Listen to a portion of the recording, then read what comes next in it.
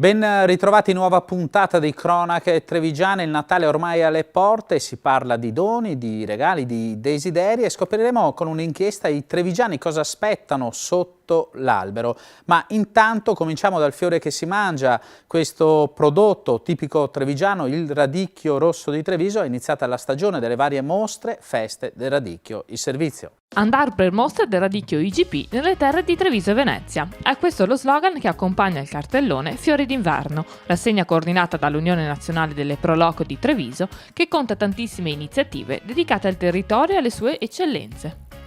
Quest'anno sono 12 manifestazioni che sono partite da Scorzè a inizio novembre, si concluderanno a Quinto di Treviso a fine marzo. L'Umpli collabora in maniera molto forte con tutte le Pro Loco che già organizzano manifestazioni sul radicchio rosso di Treviso. In particolare noi abbiamo cercato di dare questa spinta di collegamento tra le Pro Loco e i prodotti tipici del territorio, perché i prodotti tipici del territorio sono tradizione, sono cultura, che poi danno una connotazione particolare anche a tutto il territorio e anche al paesaggio. 12 eventi che per 5 mesi fanno tesoro delle produzioni di qualità, come quella del radicchio rosso di Treviso IGP, che in Piazza Borsa è stato protagonista della secolare antica mostra.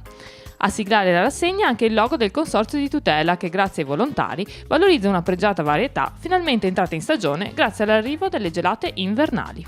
Da sempre uno dei simboli della nostra città e del nostro modo di essere, grande sacrificio dietro questo prodotto che è un po' l'emblema dei trevigiani, gran lavoratori ma che nascondono veramente grande qualità da un punto di vista del gusto e anche estetico.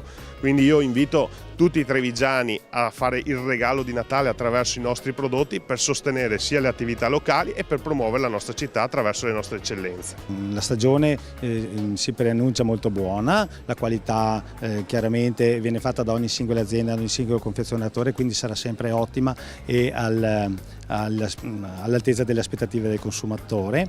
Agronomicamente in Campania c'è stato un autunno molto caldo e piovoso, quindi ci sono stati effettivamente dei problemi che hanno causato scarti superiori per fare un prodotto di alta qualità.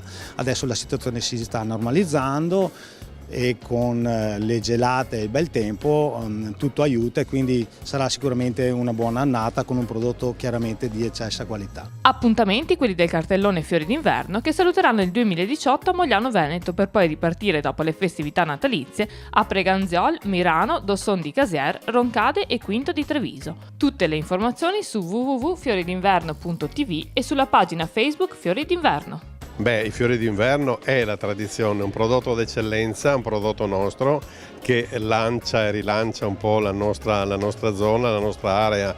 Una manifestazione inedita perché avremo in piazza, oltre ai soliti espositori che abbiamo sempre che ci fanno onore, abbiamo il piacere di avere Apo MT con le loro attrezzature di lavoro. Per cui la gente, oltre che vedere il radicchio, oltre che vedere il prodotto d'eccellenza, vedrà anche come viene prodotto.